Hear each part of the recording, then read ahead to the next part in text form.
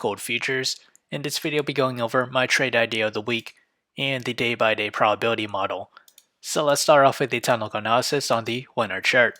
We remain in positive MACD, but appears to be approaching to negative MACD territory.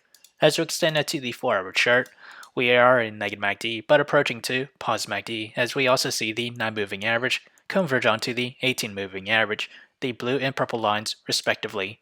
As with the daily chart, we still remain in negative MACD, but we're seeing signs of it converge, and we're slightly off of oversold levels with the RSI. As with the trade idea, I'll be trading GLD, and my trade idea for my long position is less than 1% of my portfolio.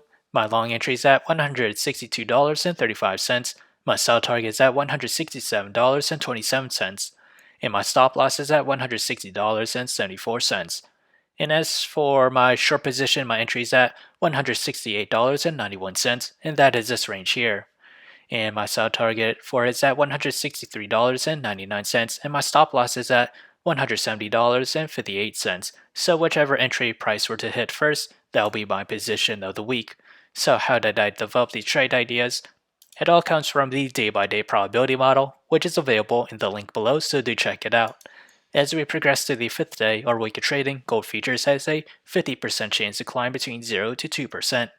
To the downside, it has a 33% chance to fall between 0 to negative 2%, and a 17% chance to fall between negative 2 to negative 4%. So if you enjoyed this content, feel free to like, comment, subscribe, and thank you for watching.